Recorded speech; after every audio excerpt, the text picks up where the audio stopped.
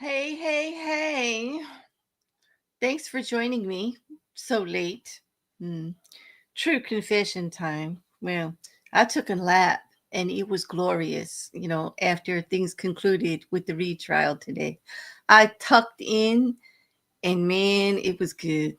And then I needed a little bit of time to get ready because we have been moving this particular update on Sean Combs' federal case, P. Diddy, for those of us more familiar, or for those that hang in my chat, the Diddler. Okay. And the Diddler kind of got rescheduled a few times. So I've got 2 weeks worth of update on this case. And well, damn, damn, damn, so much has happened. It really has. So, hello to everybody coming in, whether you're in YouTube or over on Kick or on Twitch. I welcome you. First time or been there a lot, you're all welcome. Uh, you know, but we're gonna go over starting. We're gonna go day by day because that's the easiest way to keep on track with this trial. And I'm not gonna go into great, salacious details and talk about this, touch this, did that, saw that, whatever. We're gonna talk synopsis here. We're gonna talk like buckling it down into the nuts and bolts of the testimony, how it actually helps either the prosecution or the defense, what it really means to the charges, and why some of the actual antics and theatrics that are going on in this trial can be beneficial or not. Okay. But at the conclusion of today, that's the fifth week of testimony, that we've had. And it's been a lot of tears. I would say that they need to keep a lot of tissues in this courtroom. Okay. Because if we go back historically and we started with who was classified as victim number one, Cassie Ventura. Okay. And that was several days on the stand. Okay. Almost a full week, actually. And with defense and with prosecution, laying everything out, doing a pretty good job of laying the foundation of where this case comes from and what it's all about. And I will say that one thing I have noted, just as an overview kind of note, is the primary focus on, of course, we have victims in this case. So there are several people who worked with Sean Combs or had personal relationships with Sean Combs, and they are bleeding over, so to speak, personal and business type relationships. But when it's the women who are involved in, well, freakouts, or now there are other names for them too, like King's Night or Hotel Nights. Yeah, uh, it seems like whatever they were the same situation, although with different people, they were called different things because of different relationships. Remember, Cassie Ventura's relationship was well in the past. Okay, some of the witnesses coming forward are a little more recent, one of them right through September of 2024. Um, there has also been the third victim that was listed, because remember they said they need at least two victims of the racketeering and everything in order to secure RICO. Okay, that's just a given. Without two victims of sex trafficking, it's not sex trafficking. Without two victims of going across state lines for prostitution, it doesn't hold water. Okay, and so there were three listed. Okay, we know that Cassie Ventura, she goes by her real name, was number one. Okay, and then we have now, with more notice, the last one who testified during this week for quite a few days was under a pseudonym of Jane. Now, she is a victim too, okay, interpersonal relationship, very similar to Cassie Ventura. And we're going to get into those details. But there was a third. And the third now is being speculated, and it's not come up in documentation from the court or confirmed.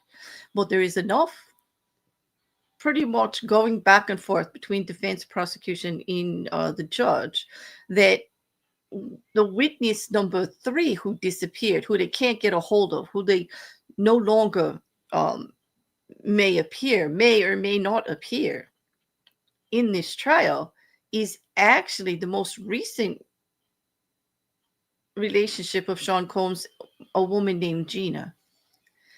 And she's refusing to testify. She's in the current relationship. She won't. She's refusing. Now they can drag her in, subpoena her, and treat her as a hostile witness. Yes, they can. But if they have the two, well, will they? I mean, what's the sense of having a hostile witness? You can't get them to confirm anything. They're going to be throwing in stuff all the time to try to, make the case look bad. Why take the risk?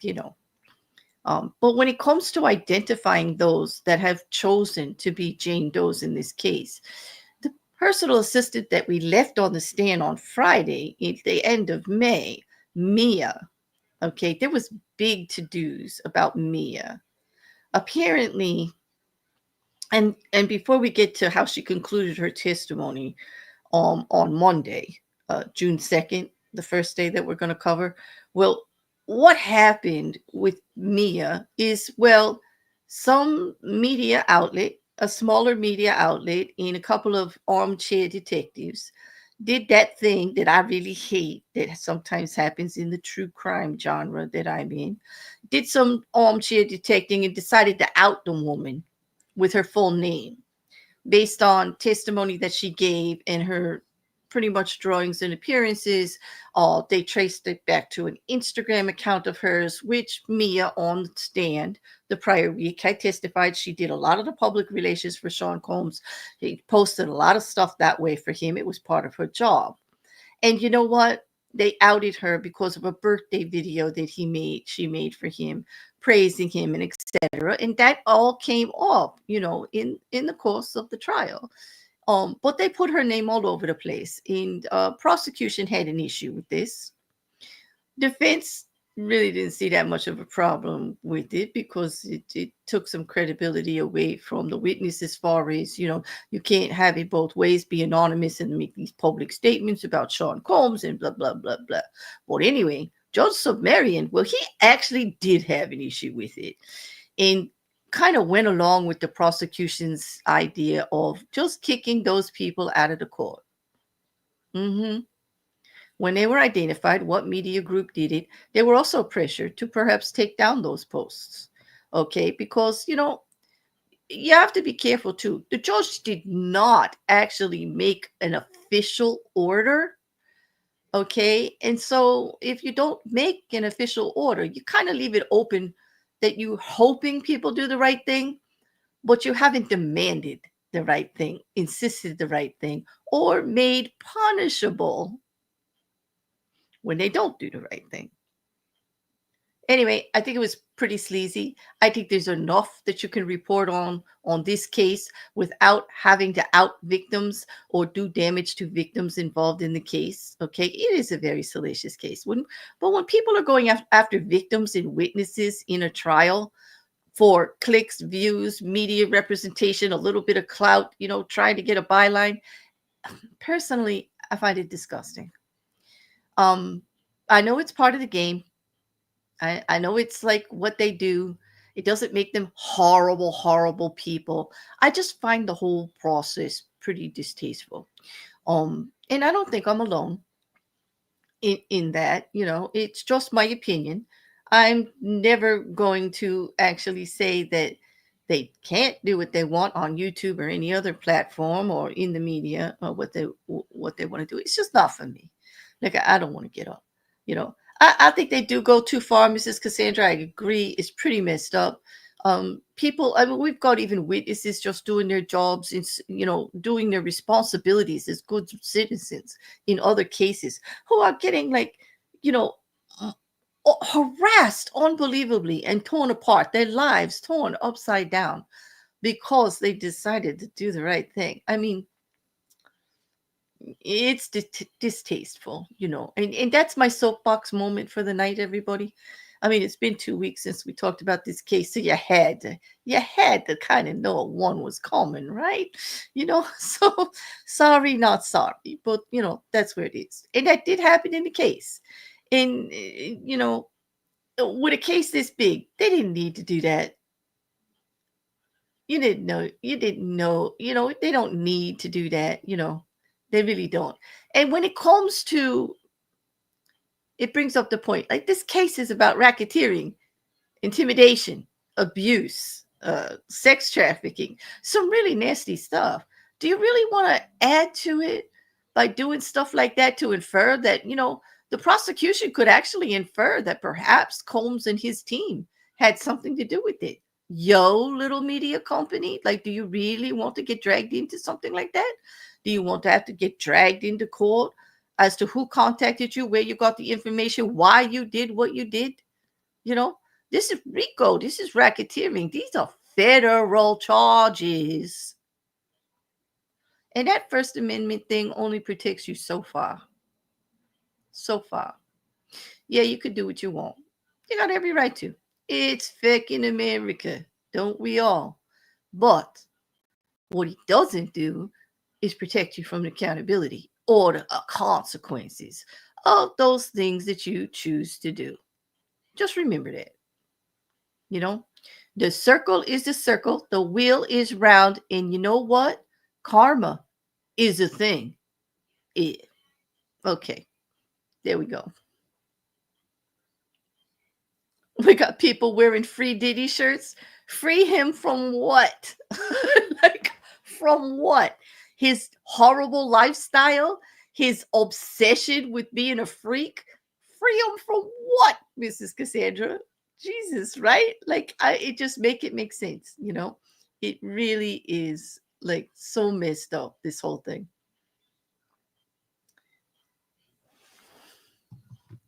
Exactly. They should not be rewarded that they want more clicks or you know what? But they do. Like, because people love drama, people love sensationalism, and I don't want to smash the whole thing because, I mean, crikey, hypocrite, right? I'm sitting here doing a damn review on P. Diddy. I get it. Like, I get it, I just think that there's some lines, that there are some lines, and it's just my way. And like I said, it's a big world. It's a big platform. People can do whatever they want. It's just not for me. And that just really, that was just one more, like, little bit of drama in a very dramatic case, so to speak. So let's get back to Mia. Now, Mia is under a pseudonym, and I don't care if they outed her. She's still Mia to me. And in this chat, she'll be Mia to you guys too, because I tell you what, the quickest way to get bounced from my world is go ahead and put one of those witnesses' names in this chat. But I know none of you would do that. I know none of you would do that because you had the same kind of mindset about respect and integrity for these witnesses and victims in any trial that I do, because that's why you're here, right? We're like got similar outlooks on it. I do respect people's opinions and outlooks that are different. I do. I don't want an echo chamber, but I'm not going to be party to any of that bullshit. That's that at all. But at all. That's my boundary. That's my line. Okay. So that's right. For all intents and purposes, her name is Mia because that's what she went by in the court. Okay. And so on that, I guess I could bring up my very unsophisticated bit of visuals for you guys. There's not much tonight. Okay. Well, Mia concluded with her testimony on that Friday where we left. Okay. And then, come June, okay, June has now started. And on June 2nd, that Monday, she actually started actually concluded her 3 days worth of cross-examination. She had been on the stand for quite a few days the week before, between direct examination and cross-examination, and it was pretty grueling. Okay. Basically, the summary of her testimony for day trial day 14 on June 2nd, that Monday, was that the defense attorney, who was Brian Steele in this case, pressed her continually on why she had stayed in contact with Combs after she left the job. Remember, she had testified that she left, that it got too much for her. She started to have a problem, and she left, but then she wanted to go back, and periodically. Why did she stay in contact with him? Why did she still have nice things to say? Why did she still send him birthday cards and send holiday messages and keep in a good and cordial relationship? If she was so upset about the abuse that she received there, about unwanted sexual content, being pressed into situations that she didn't want, being forced into the long hours, because remember, Mia is the former personal assistant who was stressing about the hours and the conditions of working for Mr. Combs, okay? And that for her, as a beautiful woman there, sex was part of it. You weren't allowed to have locked doors. He was allowed to enter whenever he wanted. He was pretty touchy-feely about things, okay? So why, if all of that was there and building on her, why did she stay as long as she did? And then when she left, why did she keep a cordial relationship with him? What's with the birthday messages? Things like that. Kind of attacking her for, you really wanted it, right? Like you really had a consensual relationship with him and he was good to you. And then you decided, to go check other things out, and then you want it back because he's so wonderful. Mr. Wonderful, best employer ever. Yeah, that's how the defense went. They pretty much, as defense attorneys will, they kind of rip into the witness and try to get inconsistencies. But in this case, a lot of it comes off as attacking the victim because the people testifying in the majority are victims. Okay. And there are certain laws that protect them, but it didn't prevent the defense from making innuendo after innuendo that this is the way Mia wanted it. She's just disgruntled. There's really nothing. Is there a financial benefit here? Okay. But she actually, and this was a very timid witness. If you remember from our last update, she kept her head down. She couldn't do eye contact. This is a woman suffering from PTSD and severe anxiety. She is very timid on the stand. Okay. And Brian Steele's going at her like she's a linebacker. It didn't go off. I don't think that's going to play well for the jury, but it's just my personal perception. I wasn't in the courtroom. But when I heard about it, I definitely think sometimes that turns the jury off. Okay. Well, Mia, she stayed quiet all during this out of fear. That she kept her relationship cordial in a PR manner in the job that she used to do for him, which was presenting him in a good light out in the public. And she kept doing that out of fear and kept in touch because she had been brainwashed into thinking that the reason that he actually had relations with her non-consensual was actually her fault. That maybe she left signals or something. Like, this happens a lot, They try to get a victim to admit that maybe something they did led up to this act. Sorry, not sorry. There's nothing a victim can do to make a person do that to another human. That's on the other human who did it. I don't care. I don't care if they flash you. I don't care if they show you. I don't care if they stick it in your face. You do anything about it, that's on you. Be adults, people. Don't fall for that bullshit. Victim blaming is wrong. I don't care. Even bad people get assaulted. Okay? People in the wrong situation doing the wrong thing can still be assaulted. Consent is consent, and that's the line. This kind of testimony, when defense goes there about consent, I'm going to just bring up repeatedly that there throughout this case is going to be a predominant display of authority and power over the victims. And when there is an imbalance in power in any relationship with that involves the issue of consent is pretty much blurred with the power struggle. I'm sorry. That's where my head is at it. I've seen it a million times. I see it. There's documented studies of it over and over. When these victims are saying they felt they had no choice, I believe them. I believe there are situations where you feel you have no choice. And in this case, I believe Mia, especially everything we've read about her demeanor and everything else. She's still this way. She's still timid. She's still frightened. She's still afraid of what's going to happen. I don't think she felt like she had a choice. So how is that consent? Can somebody explain that to me? I don't see it. But the defense wants us to believe that because there are no criminal charges against what happened, because she didn't leave immediately and file some kind of big report, because she actually felt intimidated and went along with it in fear and feeling that she was doing something wrong, then it's all her fault. And again, I'm going to have to use this word repeatedly tonight. I find that very distasteful. But anyway, the impact of undermining all of her testimony, or attempting to rather, was that the defense attempted to undermine her credibility by highlighting the continual positive communications with Combs after alleged abuse. Stockholm syndrome, anyone? All right, they gave it a free pass. I'll give it to them.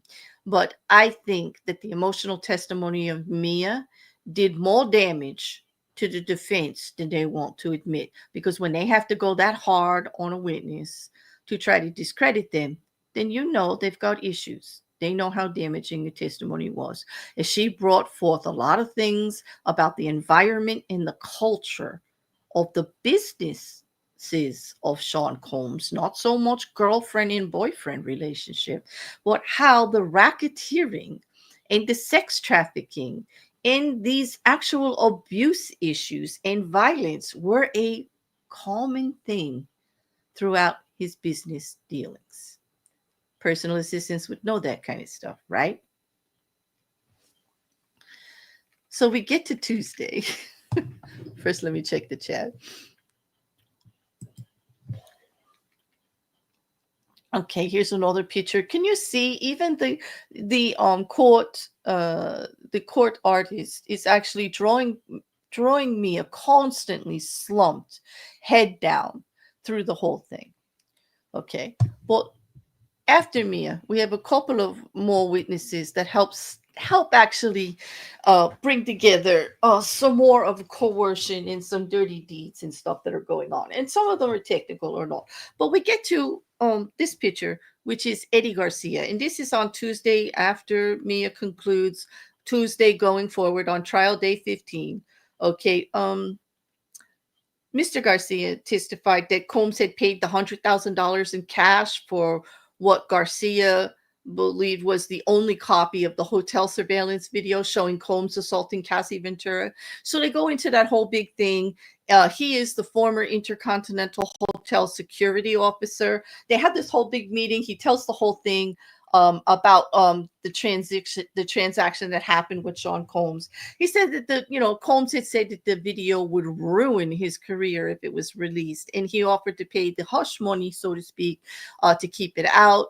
That Garcia admittedly signed an NDA, a non-disclosure agreement, and declaration stating it was the only copy. Okay. And they had conversations with the hotel, the head manager and everything too. But this helps to actually verify the authenticity of the video. It actually helps also to verify the actual transactions of bribery and somewhat intimidation. Now, there was also video and audio that was given in regards to conversations and stuff about the interactions with Sean Combs from the security conference. And well, when the defense actually, tried to cross-examine him, they were actually pointing out that at some times did not Mr. Combs seem completely calm and in control? Yeah. And I was like, okay. if that's where you want to go, he just paid the man $100,000. They documented it. It's on film. We see him beating a woman, and you want to point out the 5 minutes on a 2 hours worth of talking back and forth with these people that he was calm? Okay. I have one thing to say about that. Psychopath, maybe? Sociopath, maybe? Like, what? Okay, go there, defense. I did get a big chuckle out of that one. Okay, I'm sorry. I just did. There's nothing funny about this case, believe me. But there is some funny things about the angles that defense or prosecution take. And I have to find humor where I find it, because this is awful. Come on, people. This is awful stuff. Like, we're going to have to go with it. Call me out if you want. Like, I don't care. I don't care. She really is. This is the one. This is Elizabeth, and there's another one. I've got them listed in the description. I can't keep them straight, but I give them full credit. The one from REUTERS, you can't use her. You got to pay for it. Okay, but yeah.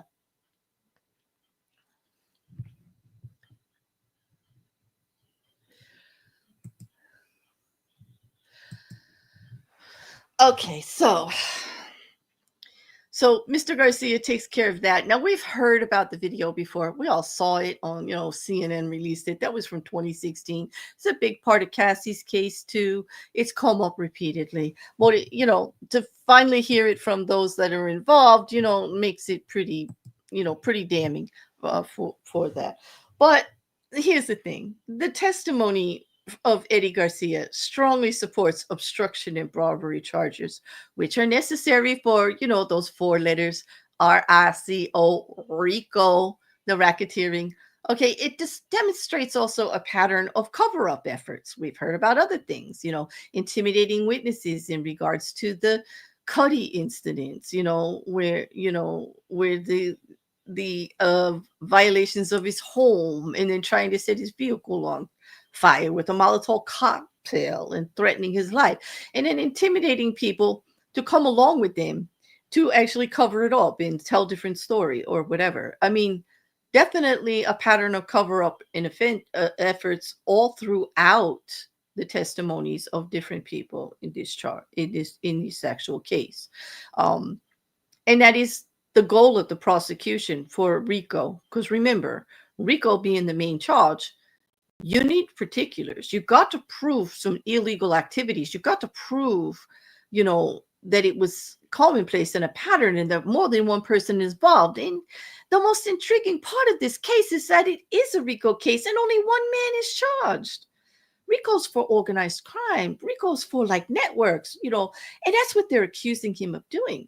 Actually establishing this network of organized criminal event through his businesses and using all his employees and personal relationships to conduct such illegal activities. Well, he's the only one charged. And on that note, I'd like to say that Miss Courtroom, who's been his right-hand person for quite a time, it's finally been disclosed that she will not be testifying. She is an unlisted, uncharged co-defendant in this case. Many of the witnesses have already brought her up. She was witness to stuff. She conducted stuff. They brought stuff her, and she would say, you should have came to me and not Pit Diddy. We're going to get to that one and a thing.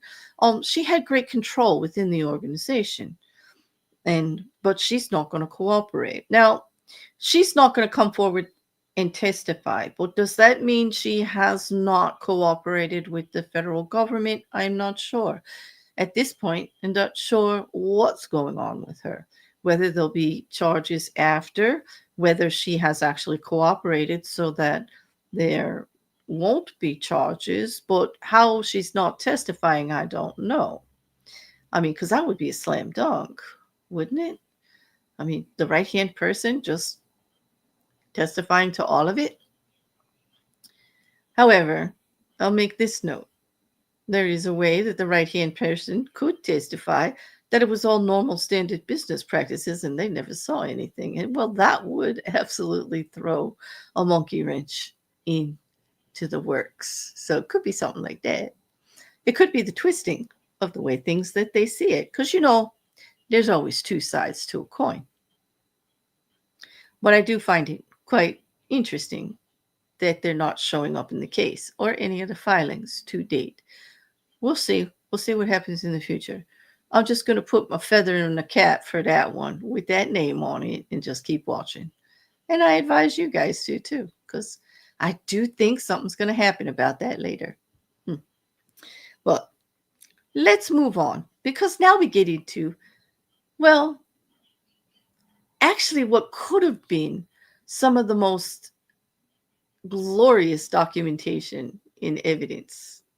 For me, coming from the business world, doing taxes, accounting work, setting up small businesses, really boring stuff to some of you all out there. To me, fascinating. We brought in the CEO of Bad Boy Entertainment, the former CFO, Chief Financial Officer Derek Ferguson. We did that on Tuesday, June 3rd also. Okay. And in his testimony, which he had been with Sean Combs from 1998 to 2017. Okay. And he has worked with his personal finances. He has filed his taxes. He's worked with businesses.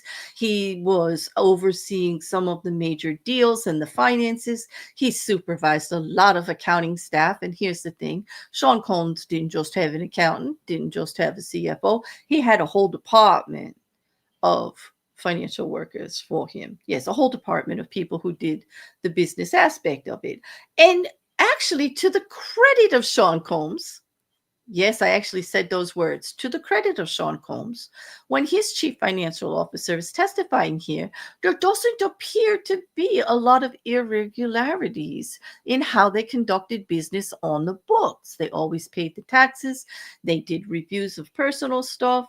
They went over charge accounts, like credit card stuff. Now, there was some stuff where everyone would do charges, and there are some periods of time throughout his exposure, his business adventure with Sean Combs, so to speak, his professional relationship, that Derek Ferguson testified that sometimes the personal and the business expenses kind of got all mixed in and things like that. Like, for instance, all the expenses on certain properties throughout the United States that are put through the business. Now, you'll say, oh my God, that's so illegal. Yes and no. We have to remember the business that Sean Combs is in, entertainment. One of the largest industries to be able to turn any kind of personal expense into a business expenditure because you're an influencer, or you need to entertain someone, or you're doing a business deal, or it's part of your image. Like I sell more records if they see me on a yacht. Anyway, the lines, what I'm saying, maybe not that spectacular, but the lines can be blurred often. In the entertainment industry. It is one of the hardest to navigate for accounting in business expenditures, and quite often audited, positive or negative, depending on who's doing the audit for the IRS and such. But usually you pay a really good accountant to make things proper and to pay what you need to pay so nobody comes breathing down your neck. But it's just the lay of the land. And that is the blurry area of that industry. So that in itself, the personal and the business expenses kind of being mixed up wasn't a big deal. Although for you guys, clear warning here, I do come from that word. Don't do it. Don't do it. We can't do that. Okay. Unless you're in the industry. Don't do it. Okay. You will get audited. You will lose. Stop. Okay, but when it comes to the entertainment, big wigs like Sean Combs, it's not that unusual. Okay, so that wasn't really the striking part of his testimony. What they did do with his testimony is actually prove Cassie Ventura's mother's testimony about having to pay Sean Combs not to release the tapes and to leave Cassie alone, because they could track it down to the exact days she said, money coming in, money going back out. Because remember, he returned the money eventually. So that was documented and verified. The $20,000 blackmail that Combs did to Cassie Ventura's mom, when Cassie was seeing Kid Cudi and he was jealous and being awful. Yep. But he also testified that in his business dealings, and he had long-term business dealings with Sean Combs, that he never saw any employees help Combs break the law. He never really saw anyone commit any crimes. He kind of learned a lot from Sean. He said some positive things about him. But asked how he feels about him now, he said he didn't really know how to answer that, which was quite telling. To me, that could mean anything, right? That could mean, well, he's heard all this stuff he did about the freak offs and like he just doesn't like that stuff. Or when he heard about all this stuff he could have been doing illegally, he's remembering some things that didn't make sense to him, and it's all falling into place now. And he ain't going to talk about it because he actually didn't recognize it at the time. And he's just going to, well, okay, there's that, and move on. Who knows? We can't really put ourselves in Derek Ferguson's position right here. But it did end up to be a positive look on Sean Combs as regards to business, that most of it was trying to be on the up and up. They talked about several other deals. They talked about that deal with that Diego company. I don't even know if I'm saying it right, but how they targeted marketing to young blacks and things like that, and how Sean had an issue with that. And there's been long-term legal proceedings against them because of contracts and stuff like that, and the bad advertising and promoting things that Sean didn't want to really be involved with. Because another thing that Derek did bring to light is about some of the work that he does with boys clubs and charities, and how he always helped out family too. And that a lot of times when they did the yearly review of his personal finances, there were large expenditures, money that was given to people, things that were taken care of for others, painting him in a rather austere, kinder, gentler light, that he gives and he is charitable and he's a good person. Okay. I guess two things can be true at the same time. Because is it true that he does a lot of work with the Boys Foundation, Boys Club of America, and all these other foundations to help the misguided youth from where he grew up? Sure, he absolutely does. He's been doing that for years. Doesn't mean he doesn't beat women. Doesn't mean he doesn't do freak offs. Doesn't mean he's not a closeted psychopath with a pendency for baby oil. I mean, two things can be true at the same time, especially if you're a psychopath. Which, I'm sorry to keep saying that about you, Sean, but the more I read in this trial, the more it makes sense to me. Because if two things are true at the same time, well, that makes sense to me. Okay. So, anyway, with this testimony of Derek Ferguson, what the prosecution did prove is supported extortion. Actually documented with a nice little bow from the accountant that it actually happened. And it happened just as Kathy Ventura's mother testified in court, giving immense credibility to the rest of her testimony because she was exact about it all. And so then the emotional impact of what Cassie went through the eyes of her mother takes great credibility. So anyway, it did offer favorable testimony as far as the character of Sean Combs in his business dealings. He's not been audited. He's not been proved of fraud. He hasn't been charged with tax evasion. None of that stuff, And this guy, Derek Ferguson, seems to think that although there are some issues that they have to go through personal and business expenses and try to categorize what account this should be charged to and what business relation this personal expense should be applied to. They did it all with groups. They did it all out in the open. There's nothing very nefarious. It's a common thing. And I agree with all that. Like that often has to happen, and especially in the industries. And I don't think that was much, there really wasn't anything for anybody to, bite their teeth into there. So let's move on.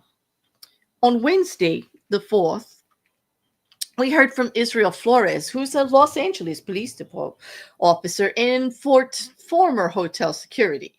And, well, his actually brought forward the video the actual incident with the timeline video, combining 3 hotel surveillance cameras and clips from this former hotel security officer's actual iPhone recordings, highlighting calmer moments when Combs was walking with a phone and supporting, kind of putting the whole big day picture. Remember, I talked about Eddie Garcia and the owner, the manager of the hotel. And now here we have another person related to the hotel. And we're talking about the 2016 incident where he on video attacks Cassie Ventura.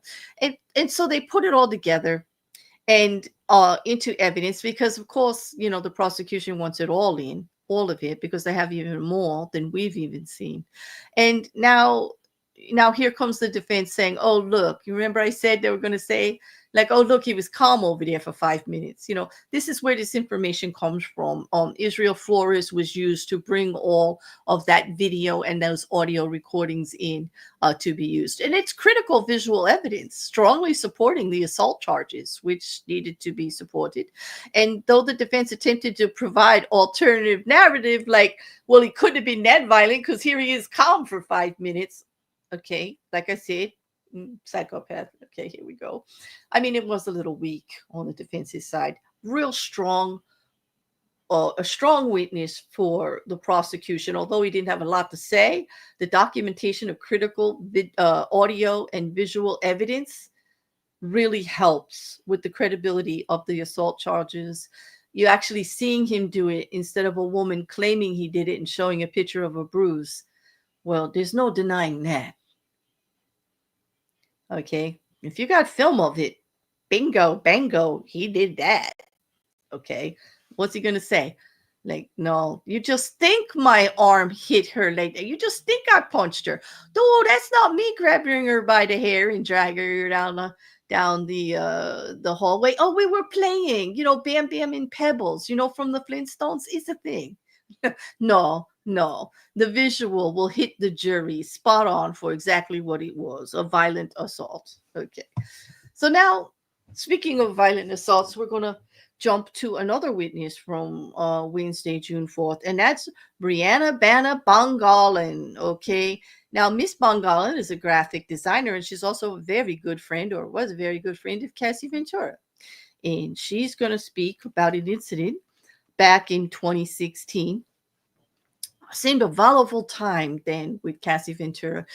It goes back to Cassie's relationship. And remember, that was many years ago. So in the testimonies, it does get confusing because we do different time periods with Sean.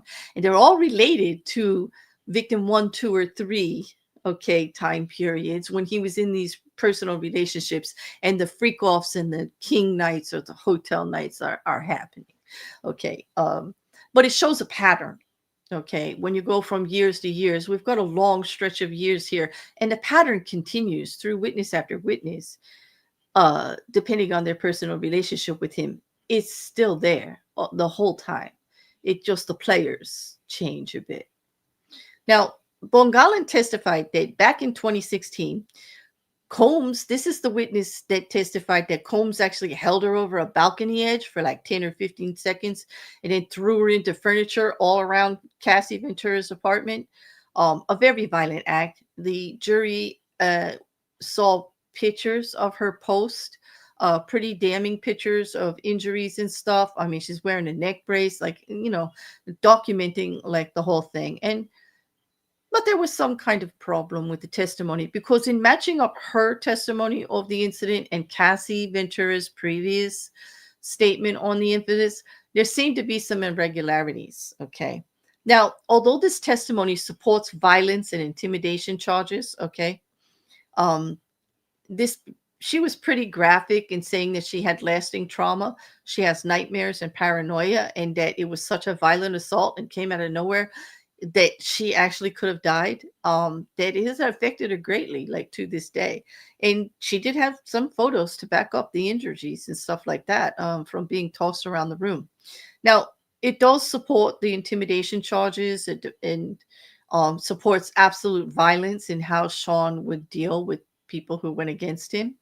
But the defense actually did a good job of bringing up a lot of inconsistencies between her account and Cassie Ventura's account. Okay. And this led to one of the more spectacular moments of the trial, because then over the weekend, the defense team had a Perry Mason moment and demanded a mistrial, that there was coordination of evidence from Cassie Ventura with multiple witnesses, and Cassie Ventura is actually pulling the strings of some kind of vendetta campaign against Sean Combs, and witness this and witness this and perjury this and perjury that, and oh my God. And no, judge said, get the heck out of here. No, he didn't say it like that. If he was from Jersey, he would. But anyway, it didn't fly. And we didn't even get to see it, which is very disappointing. I mean, if you're going to have a Perry Mason moment, put it on camera. Come on. Like, what good is it sending a letter to the judge to deal with over the weekend? And by the way, if you're part of my Discord and library, it's in there and you get to read it yourself. It's Perry Mason on drugs. It's wild. Apparently, just knowing Cassie Ventura makes you an accomplice in a big setup. But haven't we heard that before in other cases too? But anyway, and if you want to be in part of my Discord, it's just a matter of being a member of my my Patreon, or a YouTube member, or even over on Twitch. If you become a subscriber over there, not a follow, but a subscriber, that includes membership over there to it's the perk of services. It's one of the few services that I have as a perk, which is why it's not open to everybody who just subscribes. Sorry, I gotta offer you guys something. But there's a lot of information on cases that we're following, and there's a lot of other information too on just some fun stuff in there. Right here. And it's a great collaborative Discord too, of small creators and collaborators that we work with out here on all the socials. All right, so back to the big Perry Mason moment. So there's some controversy on how valuable, Miss Mongalin's testimony is going to be. It does support the violence and everything like that, but it did bring up a little bit of a credibility issue, because there was even a discrepancy in how they said and where they said it happened, like the difference between Los Angeles and New York. And that's a big difference. Okay. There's New York, Miami, Los Angeles. Did you not know where you were? This is a traumatic event. Where did it actually happen? Okay. And they did get that all straightened out, but because there was misstatements and misspoken, it was really blown up into a whole big thing. In a trial like that, that's going to happen. There's a lot of drama, and it's not the only drama that we had. Okay, so after Brianna testifies, starting on Thursday, June 5th, we bring in victim number 2, who goes by the name anonymous victim Jane. Okay, she starts with her direct, starting on Thursday, June 5th. Now, she begins her testimony describing that she had a very romantic relationship with Combs from 2021 until his arrest in 2024. Remember, I said we were going to come right up to 2020, current times when he got arrested. Jane is that victim, the recent one, the one that was currently going through stuff at the time of arrest, at the time of Cassie Ventura's filing of her lawsuit and all of this. Okay. Her civil suit. She described a very romantic first date that lasted several days, that she felt head over heels for Combs in the beginning. She testified about being financially supported by Combs the whole time, pressured into, of course, these encounters with male escorts during drug-fueled hotel nights or king nights. The term king nights and hotel nights was used in multiple text messages back and forth between Sean Combs and Jane. Now, Jane, being in a personal relationship with Sean Combs, well, she's going to be telling everything from her side of it, but she's not completely innocent, because Jane is actually, through her testimony, it comes out that Jane is very jealous, that she is jealous of the fact that her relationship seems to be different with Sean Combs than some of the other ones that he has with people he dates. Sean had said he was polyamorous. He never said it would be monogamous, but she gets treated differently. And they have many arguments and many things back and forth. We saw multiple tests. The evidence is multiple text messages and things back and forth between the two of them. Her often complaining she doesn't want to just do hotel nights. Why can't we go to dinner? Why don't you take me on trips? Oh, you took this girl on a yacht trip. Oh, you went with the family, but you brought that girl with you. Things like this back and forth. And later on, it'll get to the point where you can see where the defense is going to use a lot of this. Okay. This was a very personal relationship between them, and everything between men and women gets messy. It gets really messy. But she can actually confirm about the sex trafficking, because as victim too, she helped actually set these things up. She helped purchase the services of the sex workers who had to travel in many places to set up this stuff. And she did it all with to please Sean Combs. And it's documented very well through all of the text messages and correspondence and stuff that they had, and her telling of the events. Now, this is quite clever of Sean Combs. And I'm noticing a pattern here, because even with Cassie and even with the personal assistant, he uses them to set up what could be deemed the illegal part of the transaction, hiring them to come, depending on what state you're in, and for the illegalities of it, he's using other people constantly. And unfortunately for him, that actually supports criminal intent for RICO. Of course, you don't do it out in the open so that you get caught, but you do create an enterprise to try to hide your activities. This is very important for RICO. It's a common thing coming through here, how he's using other people to do this. And that is where the creating of an enterprise comes into play for RICO. So, very emotional testimony from Jane. She cries a lot. She's on the stand for days and days, okay? All through the end of that week. She's on there on Friday, okay? She continues describing drug-fueled sexual performances. She testifies that Combs was ignoring her when she would ask to stop, or chiding her for crying after encounters or being upset. Whenever she said that she was upset about something, or she wasn't very favorable to it, there was a lot of pushback. There's some name, stuff like that. And then there's coercion, and there's the baby, and you know how it goes, right?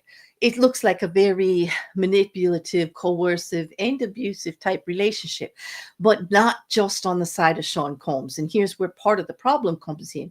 Because Jane is acting jealous at times, saying how much she loves him, and why don't you treat him like this?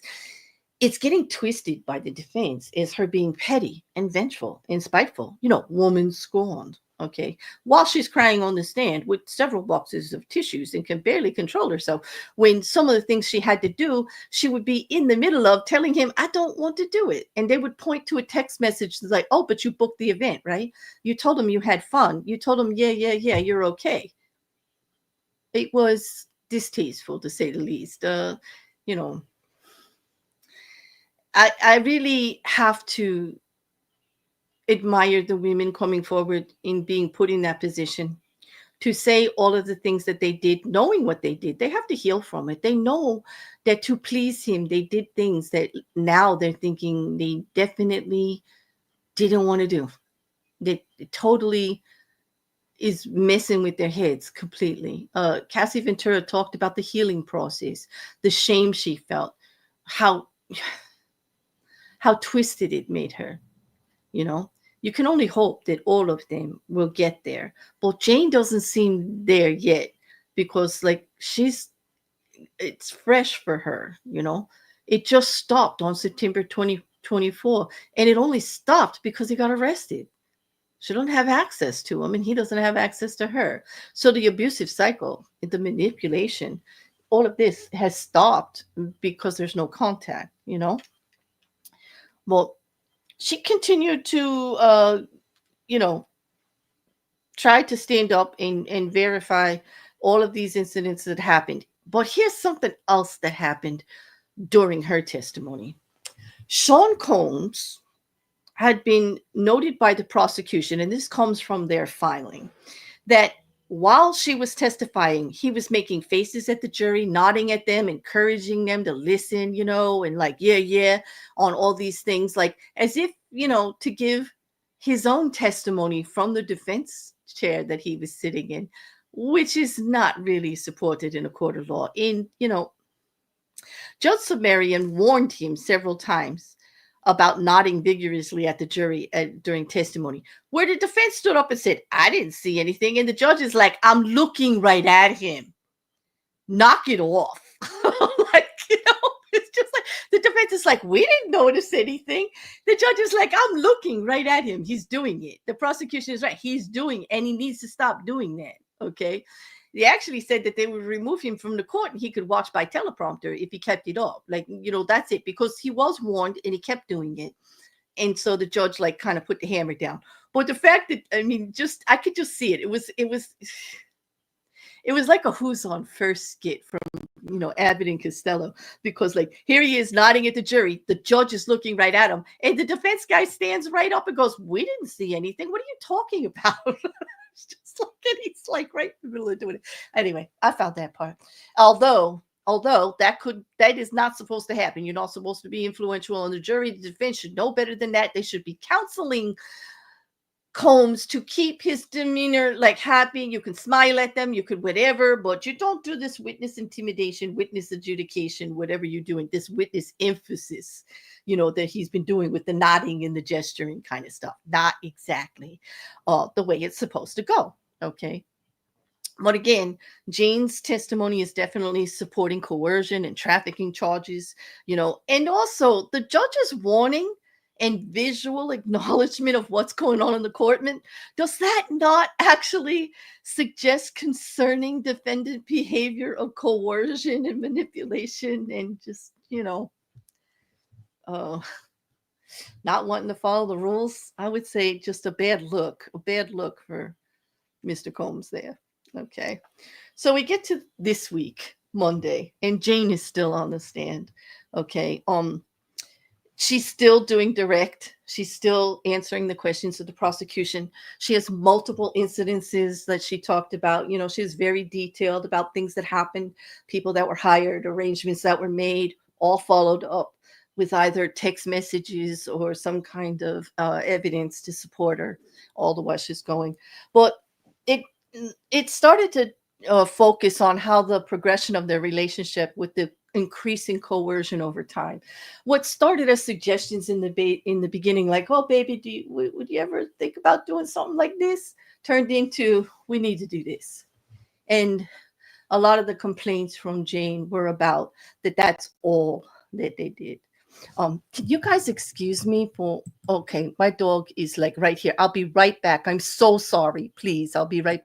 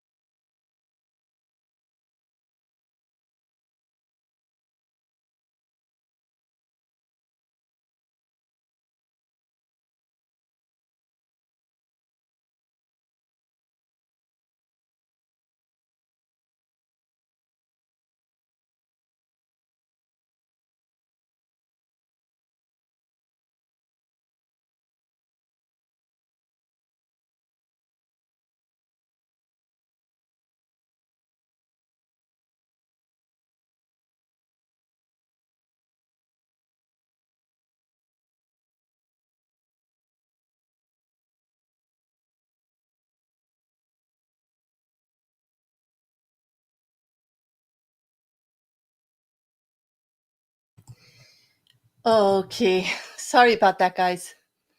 Oh, this was Mr. Ferguson. I did not change the pictures for you, but this is actually the CFO, Derek Ferguson. This is Brianna Vanna Boglan during her testimony, bringing us to Mia with the tissues. I do forget to change. I wish it would play automatically. I'd have a.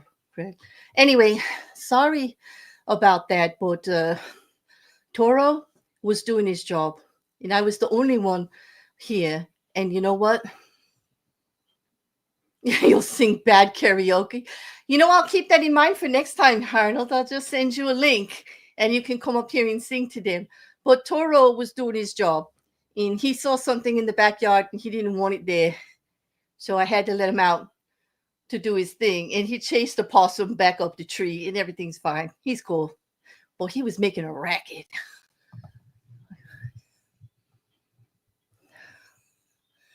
Let me see. What did you? You have to pay to get what?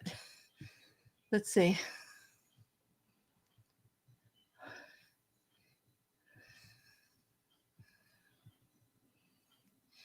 Yeah, we have a picture for Jane. I did say that. Okay, I see the confusion here. Number one, I forgot to advance the feed. That was the problem. So, but Mrs. Cassandra is right. I did say something about having to pay for it. One of the court artists is limiting who can, like, you have to pay for licensing to use her drawings. So there's like 3 court artists out there. They're working for different media and everything. Some of them are fine. The pictures are all over the internet, but some of them get the one gets really testy if you use it. And I'm not using any of hers, actually, that I know of anyway. But there's the confusion. But the fact that you didn't see Jane was because I didn't advance the feed through Mr. Ferguson and through Bana too. So my bad. Claire fails a tech. Yeah, Toro's doing the doggy things. He's a good protector. He's good company, actually. He's a little weird, but aren't we all?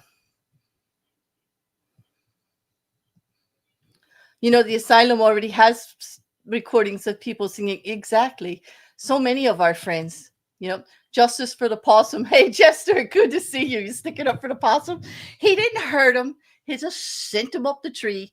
He, you know, because here it was, like, he's looking out the back door windows, you know, and the possum is like sitting right on the patio staring in the window. So, like, he was like, hey, dude, like, that's just too much, you know? I think it should, Jester. It should be by default since we don't have public access. But, you know, artists have to make a living. So what are you going to do? She has a big contract with REUTERS. Maybe they want to keep their exclusivity. I don't really know the particulars of it, you know, but it was fine. Let's get back so we can finish, right? Like, before I keep you all here past midnight, which I don't want to do. I do appreciate your patience, and thank you for actually showing up, even though I started so late. Okay, so on Monday, starting the 5th week of testimony in Sean Combs's case, this is trial day 19. We're still got Jane, anonymous victim, on the stand, and it's still direct examination. And they're talking about, like I said, the building up of the relationship, you know, when they were leaving on Friday, and how it started out so sweet, and the manipulation and the coercion and the making all the arrangements for the King nights, you know, kind of like started to build up, you know. But what they're doing is documenting all of the different events. She documented so many of these nights, so many with multiple people, the people involved, all of this stuff back and forth. It continued building the prosecution's central trafficking case, you know, through this victim's testimony, through Jane's testimony. They're just going on and on with it in documenting all of the different events. But when you do that, you give a multiple amount of events and procedures for the defense to come at later, because then on Tuesday, cross-examination begins. Okay. And they used a female lawyer. They use Teny Geragos for the cross. Of course, it's going to appear a little bit better woman to woman. No way they're going to have a man going at her about this stuff. That would have looked really bad. Although Teny, she didn't hold back. Okay. She begins the strategy of portraying the relationship as always consensual. She's only griping because she didn't get what she wanted. She's griping about jealousy, this, that, and the other thing, that it was loving rather than coercive. She enjoyed it. She explored it. Why else would she book it and participate? Yada, yada. Point after point after point. Okay. Well, and then during this cross-examination, the defense questioned her about all the financial support that she receives from Sean Combs, including about $40,000 for a security deposit and rent payments that were made, suggesting that they're acts of love rather than control, telling her what to wear, telling her where she's going to live, controlling his relationship with her. That's all just acts of love. It's not coercion. It's not control, and she enjoyed it. Always putting the emphasis on, well, you had a choice, right? You had a choice, okay? And during trial day 20, which was Tuesday, there was a juror issue raised by the prosecution. They requested dismissal of juror number 6 because there was a lot of inconsistencies on where he lived and what was going on. There was like too many stories flying around. He wasn't telling the truth one way or another. So it was a lack of candor. And so if he would lie about where he lived, if he would lie about situations about where he lived and what he was doing there, would he actually be a problem on the jury? Would he lie about things there? And so the defense, the actual specific reasons on what his statements were that made the prosecution decide that he should be recused were not actually disclosed. But the defense didn't want him removed because, well, I'm going to just say this. It's actually ridiculous. The only reason the prosecution wanted him removed is because he was a black juror. He was a black juror. But that's not what the prosecution said.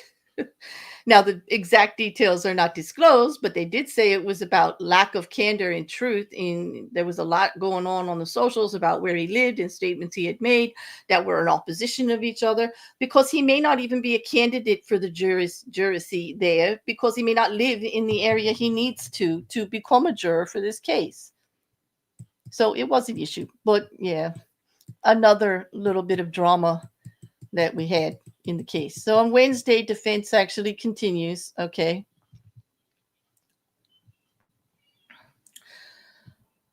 We go back into showing text messages of periods of time when there was no hotel note, and showing video of Combs being affectionate to hers where they weren't involved in anything like that at the time. Days, periods of time, days at time. Defense went out of their way to show the relationship between the two of them as being consensual, and her enjoying the contact and saying she only wants more attention from him and she loves when he treats her right, and blah blah blah blah blah, and saying that Jane actually resented Combs for knowing how much that she loved him and how he couldn't say no to him, and that she was just being spiteful now because she didn't get what she wanted. They highlighted that she continued contact with some of the male escorts outside of encounters. In other words, it wasn't just transactional. While Sean was there watching, that she actually had contact with several of them separately. They attempted to show the consensual aspects, while Jane's emotional testimony kind of reinforced the coercive narrative. The way she speaks about it all, she's very troubled. She gives a very good presentation of somebody who's very uncomfortable with everything that happened, that there were things that happened she didn't want to happen. She does feel controlled and manipulated. She does feel under pressure. She does feel that she put herself in a situation where financial control and restrictions were allowed to happen. It's her demeanor in the way she testified that actually really goes to the prosecution's case, especially in the intimidation of witnesses that they keep talking about, in that he's absolutely barbaric nature of my way or the highway, his retaliatory nature, the violence that occurs, downright abuse. Okay. So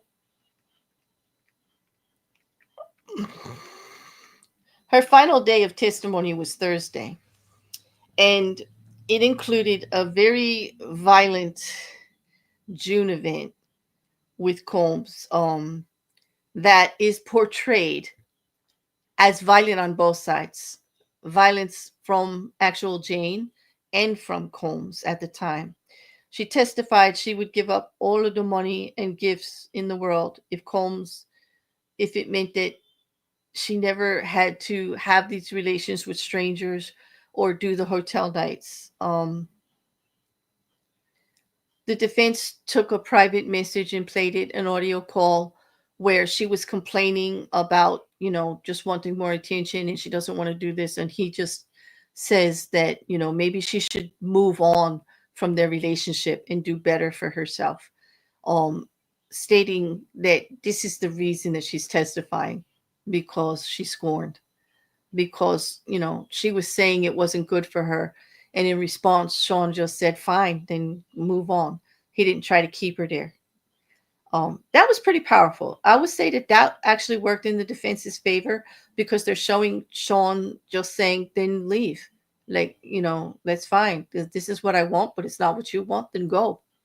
But he didn't say it in a threatening manner. He didn't threaten to take anything. He actually started a conversation about what that process would be like. How many months do you need? I can pay up the apartment for how long do you need before you can find a place of your own? You don't have to do anything so suddenly. You know what I mean? And it did paint him in a little bit of a different light there, if he was willing to do that. It does show the personal nature of their relationship, but it doesn't mean that all the coercion didn't happen. But it did show that there was a personal relationship, which Jane never really denied. That's why she got into the relationship in the first place. She didn't get into the relationship to do king nights. She didn't get into the relationship to book prostitutes for Sean Combs, or to have a kept house or any of that stuff. She admits to falling for him in the beginning.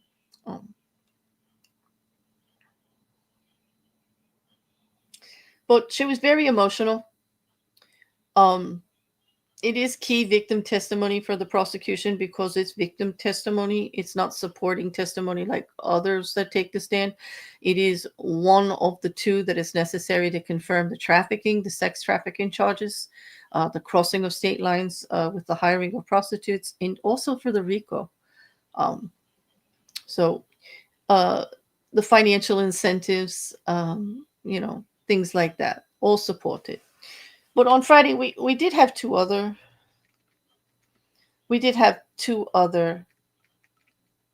gentlemen testify, and one of them was Jonathan Perez, and he's a former personal assistant of Sean Combs, and he was there at the time that Jane was there also. We're talking about the same period of time, and he testified about discovering a very explicit video of Jane with another man on an iPad that didn't have Sean Combs in the presence, and that he had reported it to Combs and Christina Coram, and that under cross-examination, he said it that, Christina Coram told him, you should have came just to me about it. This made Sean Combs very upset. But the defense is actually using it to show that Jane had relationships with some of these workers without Diddy. That was that video, and it wasn't one that, Diddy had made. Okay. Under cross-examination, he stated that he set up hotel rooms and procuring drugs were all just personal errands that he did for Sean Combs, that he did all of this, made hotels and stuff like that, got the drugs that were needed, got the setups and everything for the king nights or whatever that they called them. But it was only 1% of his real duties personally, day to day. What the defense was trying to use with the testimony of Jonathan Perez, having contact and knowledge of the personal relationship between Jane in Sean Combs seeing things on a day-to-day basis was to minimize the criminal enterprise aspect of it all. That's really, it's just a bad personal relationship and things happen, but it's not criminal. Nothing criminal happened, using it to establish organizational structure that is not criminal, that it was just day-to-day business for this personal assistant. He said he had a decent relationship with Jane, but that Jane could be, whiny, and Jane wasn't happy with things that were going on with Sean sometimes. But that Jane wasn't perfect either. That Jane did, set up these arrangements. They worked together, making sure the rooms were ready and stuff like that. And that at no time did she ever come to him and say she was being forced to do anything. He made it sound like she was on board with all of it all the time, and that she herself might have been doing some shady stuff behind Sean's back by actually making appointments with these people on her own.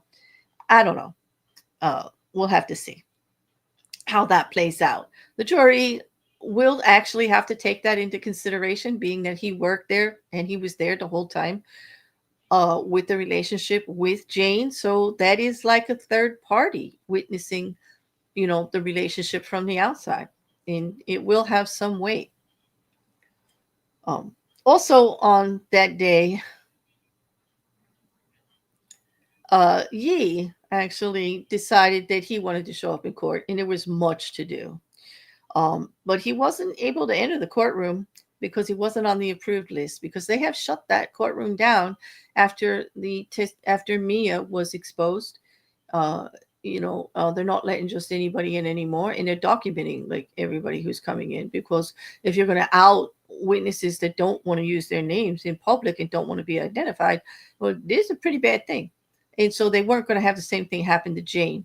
They had actually set up a protocol beforehand, and he wasn't on the list, so he got turned away, and boy, was there a whole big thing outside. But anyway, typical dramatics and stuff like that. Just of note, isn't really going to affect the case one way or another, just so you know. I mean, I didn't think so. But actually, during that day, that's when Judge Subramanian said, he took all the information of Juror 6 into consideration. He's read the brief by the prosecutor. He's listened to the objection of the defense, and he will likely dismiss Juror number 6 on Monday coming up due to the inconsistencies about his residence. Like I said, there's an issue there. He said one thing, but something else was true. Then he said something else. Like, I don't know. But definitely where he lives happens to be a problem. The last witness that we have for Friday the 13th today, trial day number 23 in the case against Sean Combs, the federal criminal case for RICO charges, was home security Special Agent Andre Lamont, and he actually testified about the March 2024 raid on Combs' Los Angeles residence, describing that seizure of get ready for it, 200 bottles of baby oil, 900 bottles of lubricant, firearms and defaced serial numbers, armor-piercing ammunition, Combs' passport, and controlled substances like I don't know what.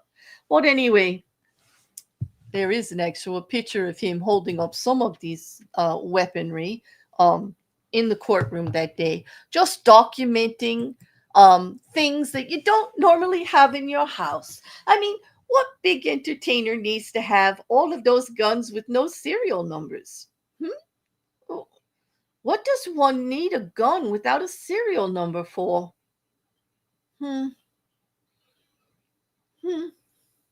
I love the smell of RICO.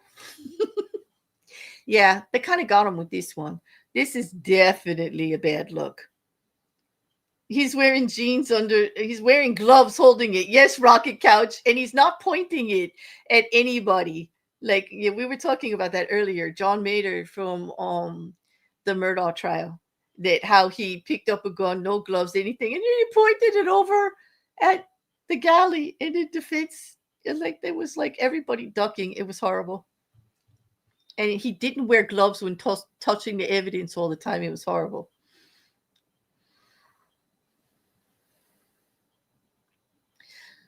Yeah, yes, the baby oil. I would imagine that the baby oil expenditures, when they came up with the accountant, definitely like went towards like entertainment and business expenses, right, wink wink, nudge nudge. I could see that.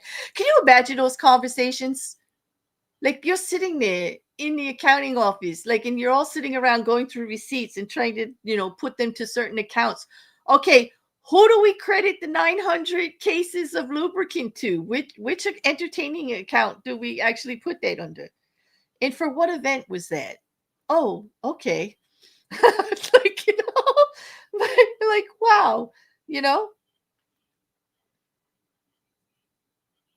I would too, Mippet. It's New York, though. I would really like to see. Mippet says, I would give anything to see the faces, the jurors' faces while this stuff is being shown. And they're talking about 900 cases of lube and 200 bottles of baby oil and all of this weaponry with no serial numbers, because you don't, because what do you need that for? Like, really? I mean, seriously. Just because you're big and famous, like, what, you can't register your guns? What are you starting an army here? No, it just kind of goes to the illegal enterprise he actually was kind of dealing with. Even if he did it on the hush hush and he did it carefully, he was still, based on the evidence that we're seeing, doing it. At least that's the case they're laying out. Okay, now the head defense guy, Marc Agnifilo, actually took this one, and he was like going over why, this, that, and the other thing. I guess he doesn't think it's a big idea about the baby oil or anything like that, but he really couldn't really say too much about the guns. I mean, you want to keep mentioning, with a Homeland Security investigator, like, that these don't have any serial numbers or anything on them. But this provided crucial physical evidence that the jury could actually see, supporting the scale and organization of alleged criminal activities, because we're talking many firearms, okay? Groups of them, a large amount of them. We're talking bullets. We're talking them out, not put in safes. We're talking, remember when he was arrested in the hotel room, they found drugs, baby oil, lubricant, a gun. Okay. Having a gun there in a planned king night or freak out, where you're going to have a woman do whatever you say on somebody else because you're sitting there and watching while you're holding a gun? Does that sound like coercion? Intimidation? Yep. But, that was a nice visual to end the week on, don't you think? Okay. So you might be saying, like, what does all of that have to do with the charges? Like, how is that going to affect anything? Well, let's just start with the racketeering conspiracy count one, which is the main charge. Okay. Specifically, Jane's detailed testimony, assistant testimonies, and the actual physical evidence from the raids and the patterns of intimidation and bribery actually give the prosecution a really, really strong case. Almost all of the witness testimony and supporting testimony by law enforcement or hotel people all leads to bribery, coercion, violence, some kind of attempt. Okay. Listen, perplexity itself has actually upped the chance of a guilty verdict on RICO after the testimony of the last 2 weeks. From, what was it, high 65 to 70, it is now in the 88 percentile range. Now, don't get too excited, people, because we haven't heard the defense's case yet. But I'm using the AI to help me out here because I don't want to actually work on, doing the forecasting to figure out, the percentage. But when they take the totality of the evidence everywhere into account, they're raising the odds on a conviction for RICO, which is what the prosecution wants, charge one. Now, on the sex trafficking by force, fraud, or coercion, which is count two, Jane, over those 6 days, along with Mia, in talking about specific incidents, corroborating physical evidence, financial control patterns.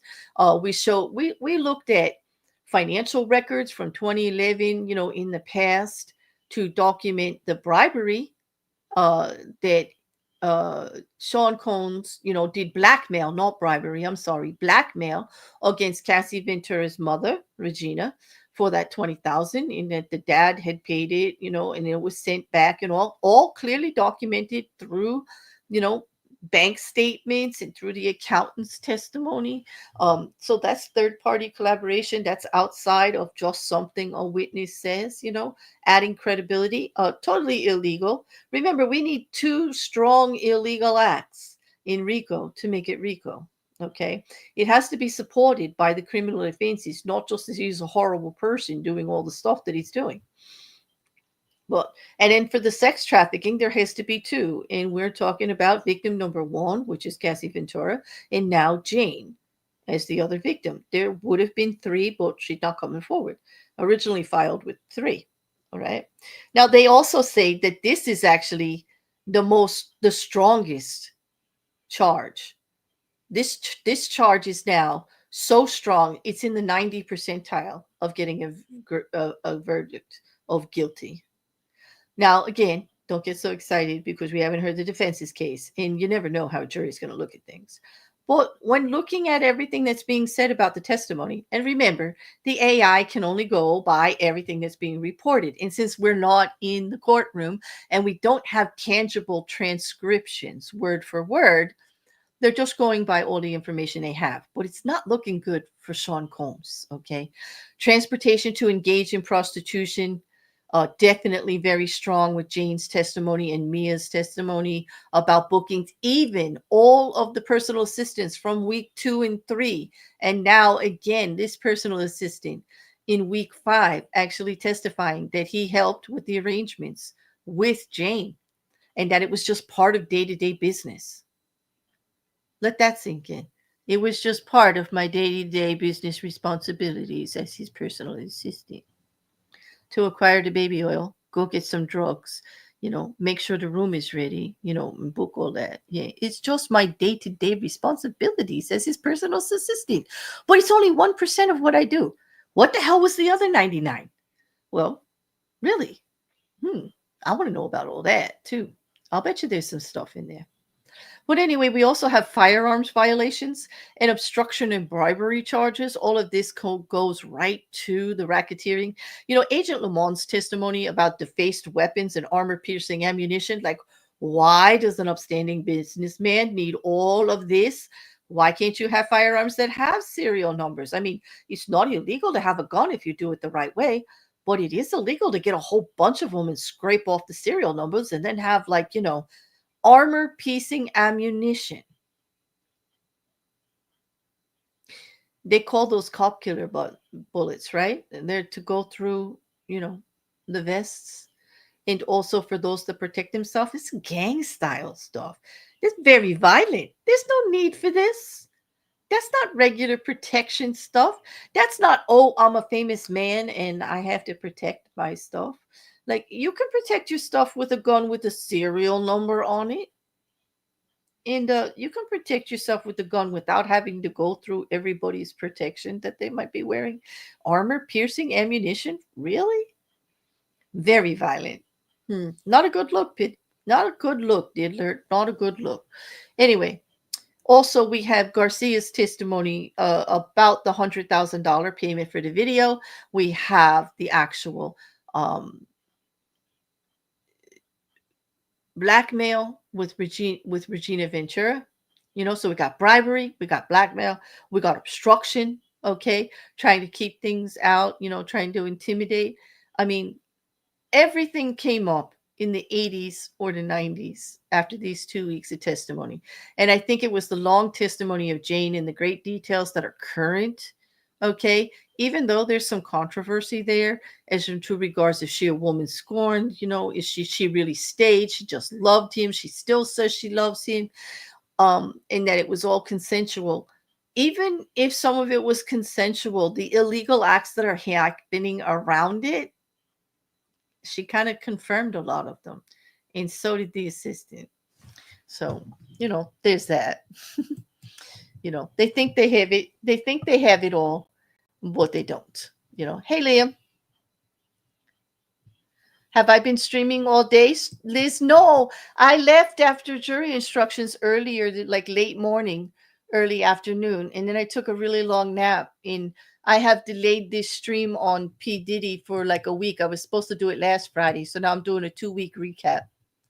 You know, well, thank you for joining.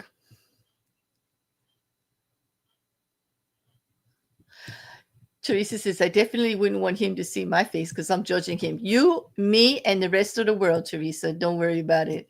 Don't worry about it at all. Okay, so that was all the witnesses. That's all I have for you on that. You guys got questions? What do you want to talk about? I'll give you a few more minutes. That was an hour and a half. I feel like I owe you. I've been pushing this back and moving it around, and I do appreciate your patience.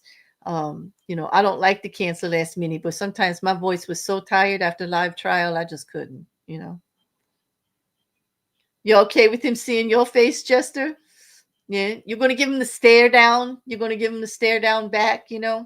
I'll tell you, but I don't really think doing those shenanigans in the courtroom is doing him any good. I really don't. Um, just like all that shenanigans he does in the jail, thinking he can get away with everything. I don't think that's doing him any favors. The trial is supposed to go through till July, like towards the end of July. The defense hasn't even started their case yet. I would say if the prosecution took 5 weeks, and I don't even know if they're done. I don't believe they rested. I can imagine the defense is at least going to take 2, maybe more. But remember, defense doesn't have to put up a case. It's up to the prosecution to make the case. Okay, defense can do nothing. They can just do the cross examinations on everybody that comes up, and the jury has that to go by. I don't know if Sean Combs is going to take the stand. I haven't heard anything about any of that yet. Oh, he definitely thinks he's top dog. I mean, that's been his reputation all along. He's got a little bit of entitlement there. It's probably a humbling experience, but like he was using other prisoners' cell phones and all too, so that they didn't know who he was talking to, using their dial-ins and minutes and stuff. Because to use the phone, you have to enter a code that's assigned to you, and there's a pre-approved list of where things you can call and do. The only thing that's not recorded is if you're talking on the dedicated lines for your attorneys. Okay. But yeah, there's been a lot. There's been coded conversations. There's been some documented intimidation. Okay. One of the other things that I didn't mention that Jane actually testified to was money that was sent to her to try to get her not to testify. So and conversations that were had. Yeah.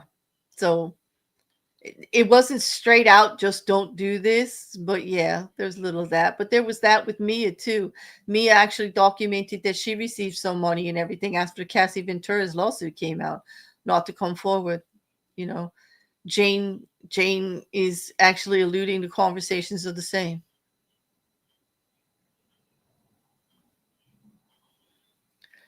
I mean, so what do you guys think? Do you think the prosecution is laying out enough evidence to really sew him up on this RICO?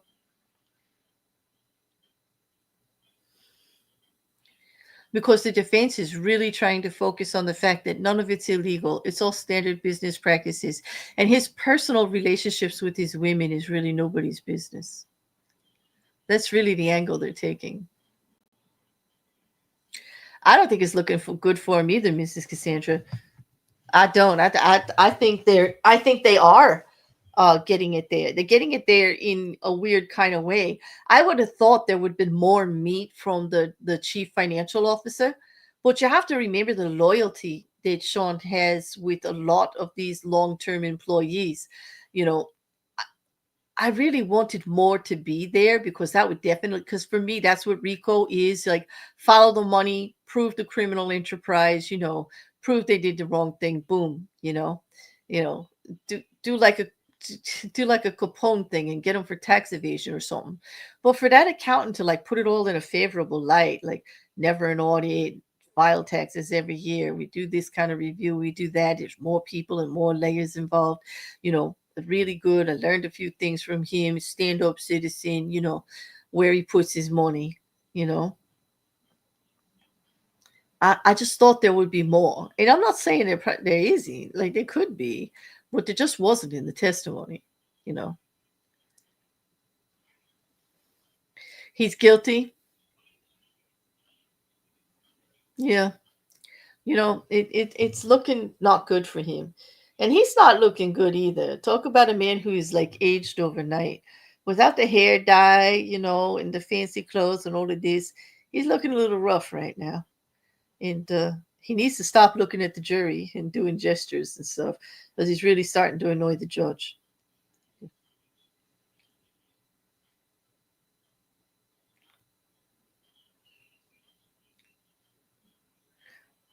Yeah, he does do a lot of loyalty because of how he pays and the support, Like that last personal assistant was really there just to poke holes in Jane's stuff and was really all pro Sean. Good, best boss ever, you know. And even though I'm making all these arrangements daily like that, it's only 1% of the job that I do for him. Seriously. Like we all can't math. Yeah. No, I don't think Bieber did testify. I saw no record of that at all. As a matter of fact, I don't see any statement from Justin Bieber in regards to this case or Sean Combs at all. I think, people are just putting it on him. That he seems to have something else going on, like with him, actually. I didn't see that at all, Liz. And I actually go through for who testified every day, and he didn't come up.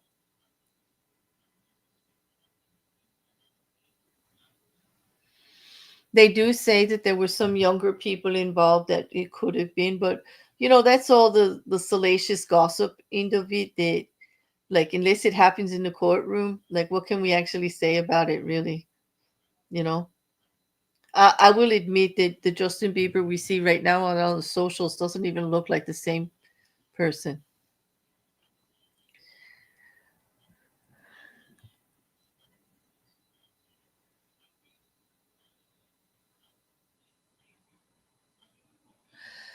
Teresa says, I think the only reason a defense lawyer would want to represent him is for the money and a high profile case. But they are going in knowing that they will really not likely win. I think so. It could be the exposure.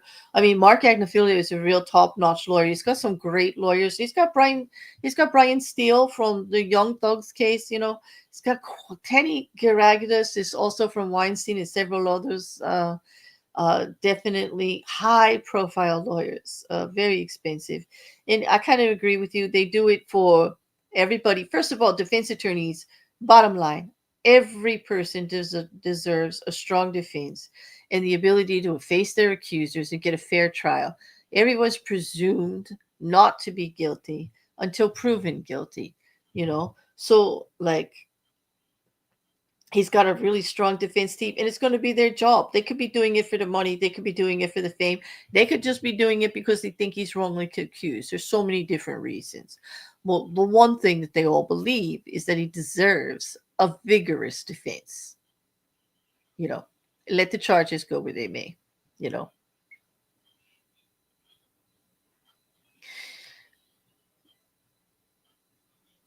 I really hope he doesn't either. I don't think his lawyers are doing the damage they think they'll do, and I don't think they're coming off very kindly to the jurors after Cassie Ventura's testimony. And she was pretty drenched and everything. It did look like the jury could have felt what she felt for her in a way, as much as the defense went after her to prove that it was monetary and spiteful and this, that, and the other thing. Um, I think they see the struggle. I think they see the witnesses that are, still having trauma based on what happened. Uh, I think Jane's testimony was the easiest one to like actually put focus on, that like you're just sour grapes, because it was like the current relationship. There was plenty of text messages about being jealous and you treat me different than everybody else, and why can't we have like a real relationship kind of thing and be out there. And it was always with for the attention. Like she would send things out like that, and as soon as he paid her any attention or was nice to her, she'd just drop it because she really was in love with him in a very immature, needy, kind of over smothering way focusing on everything he did that made her of value, a totally messed up relationship. But nonetheless, she felt she loved him. She was crazy about him, and all she wanted was his attention. So they twist all of that, a bit.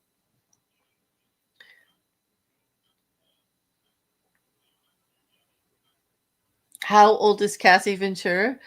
I think she's in her 30s now. Early. She just had a baby boy. She's married now. They have 3 children.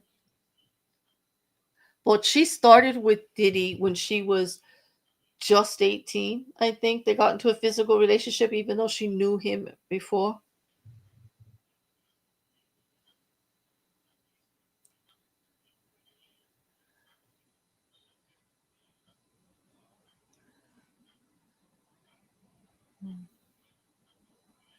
And the richer they are, the more not guilty their defense team can make them look. Exactly, because they do have more the ability for more investigations into the witnesses past, into those with affidavits and everything. They can just do more to gather information. And they've got better resources. Absolutely. You know. Okay, so I think on that I'm going to wrap it up. Thank you all so much for being here. It really it's like the best part of this is being able to talk to all of you about it. This is a very salacious case, but I think you all can admit there's a lot of legal muscle to it. I think the fascination that Rico just charging one man with it, like that kind of like what for me, that's the hook that I needed. It is hard to combat some of the sensationalism. I'm trying not to watch a lot of the media on it. I'm trying to do my own research as regards, because I think that would kind of take some of the pleasure away from me. I don't fault anybody for doing what they're doing out there. Just don't give out witnesses' names and leave them alone. Let the court handle that. That's what the defense team is for. Let them go at them, to try to build the case. If you're a fan of Sean Combs, it doesn't do him any grace that you would do such things. You're setting him in a bad light too. Just think of that, you know. You require 4 more hours or the possums won't leave. Oh man, Jester. Well, it's a good thing I got a big yard because I ain't doing 4 more hours. And those possums can have a party out there for all I care. Long as they leave Toro alone. I am going to have a good night and I'm going to have a good weekend. I'm going to not stream for like the weekend. I'm going to rest. I hope you all enjoy yourselves. Hopefully, for those of you that are members, we'll have a game night or something all over the weekend. I hope to see everybody there, and I will see you all. Who said they are out there? Oh, Jester, don't threaten me with possums, dude. But anyway, it's good to see you here. Possums or not. But what was I saying? Oh, on Monday we have a verdict watch for Karen Reed because that went to the jury. We did wrap up on Lori Vallow Daybell. So those of you that weren't able to keep going, I was recording at night and then editing it down. So it's not an 8-hour trial day. They're really compacted to like 4 hours each, all of the breaks and everything removed. So it's just the testimony and what happened. You can get caught up there, but we did have the verdict. And those of you that were supporting me during the stream, the stream yards collapse all over the place, that they're blaming on Google. But I actually sent them an email back, and I said, bullshit. I tried to connect with Opera and with Edge and with Firefox and Safari. None of those are Google. And I still couldn't get to my account. So stop blaming it just on Google. There was something seriously wrong. And we were all locked out of our accounts. And mine just happened to happen while I was streaming. So what was 18 minutes of verdict was 7.5 hours of video because I couldn't end the stream. And then I had to edit it down and I put it up.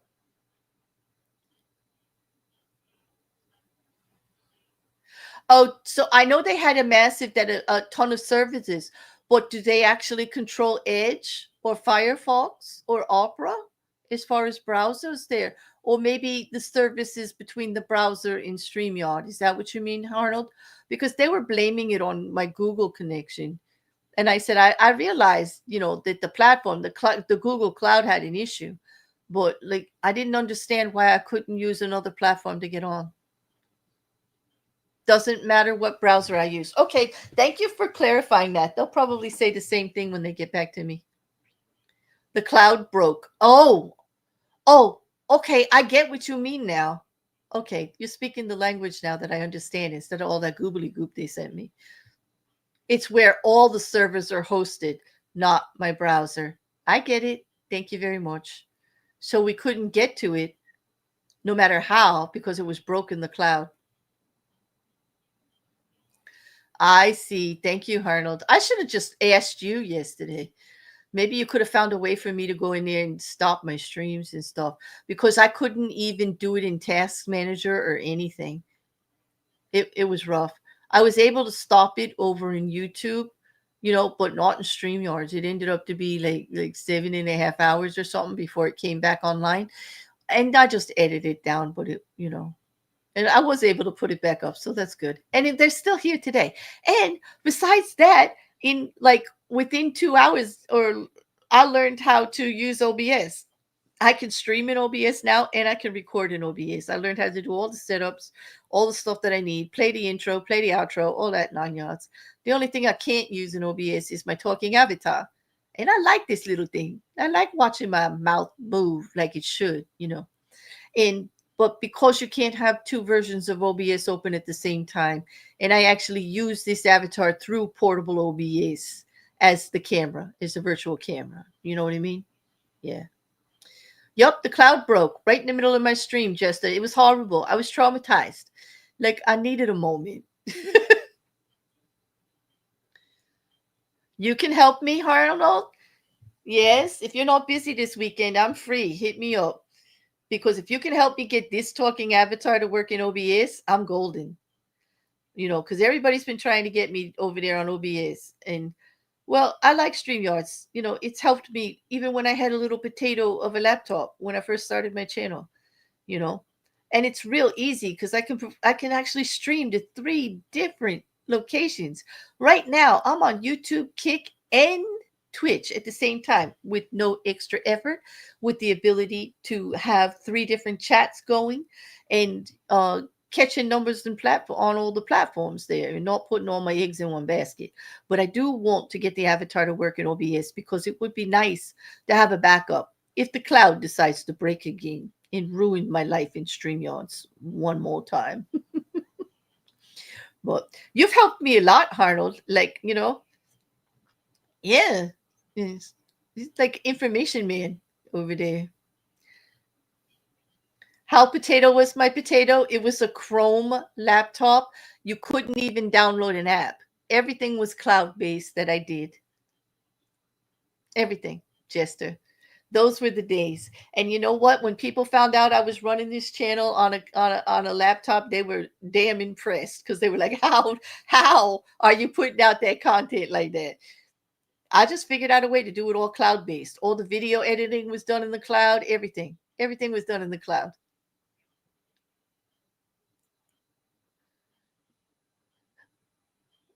Yup, StreamYards is good when a potato is running it. I agree. It runs on Potato Stream.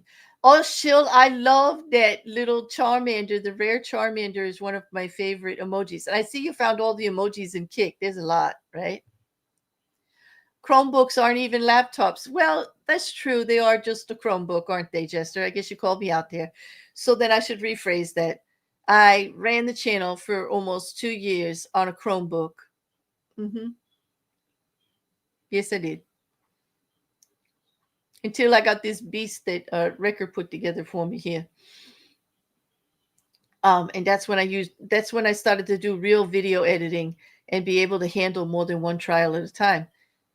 Because the beast is the one that gave the capability to be able to live stream every day Karen Reed while recording the Daybell trial so that I could edit it that night and put it out by the morning. Like, it was good. The only thing that takes the most time is the exporting of the editor, actually the rendering of all of the video takes the most time, because once I'm done editing, and then it has to be, re-rendered, and that's what takes the time. Someone needs to get into IT. I'm just going to talk to Arnold. He's going to speak to me in English about it.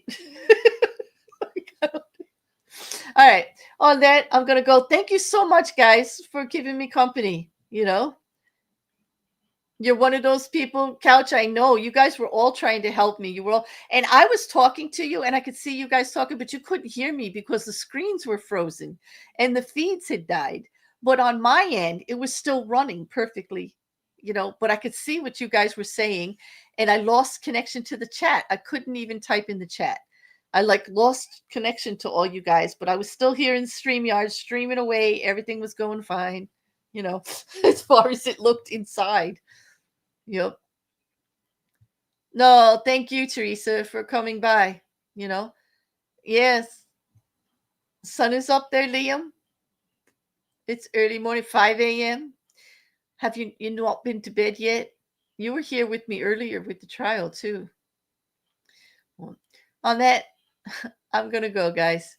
You all have a good night. Have a great weekend if I don't see you on the socials and in between.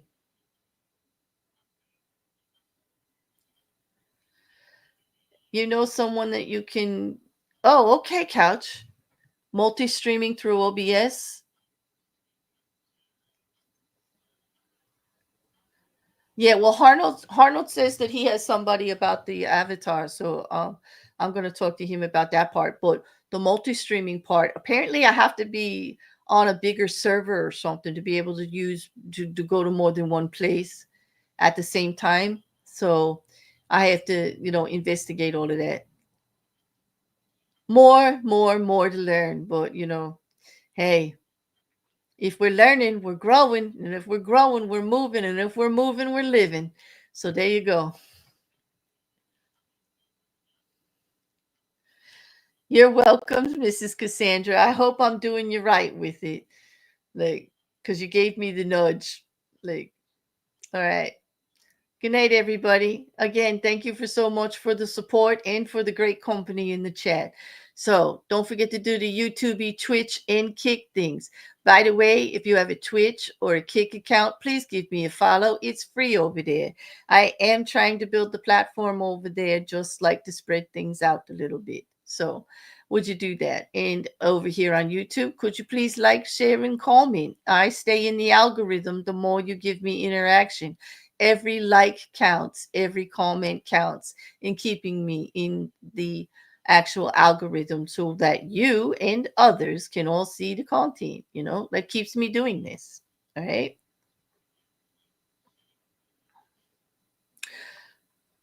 Yes, that's what I heard, Arnold. That's why they're telling me that some people have servers that do it, and that I gotta I know StreamYards is the best for that, honestly. I get it, Arnold. That's why I'm sticking with it. That's why I'm back here on StreamYards tonight when it got fixed instead of doing OBS. But we'll definitely check out everything. I really appreciate it. And hit me up, Arnold. I'd like to talk to you about the OBS when you have time. I know you're a busy man. I actually appreciate you were here for Diddy. It was fun having you in chat. On that, I'm going to say goodnight again. This is the 20-minute goodbye that Mrs. Cassandra says I do all the time. And she's right. She knows me well. I just say I say goodnight and goodbye repeatedly for 20 minutes, and then I actually leave. So now I'm going to actually leave. Okay. All right. Good night, everybody.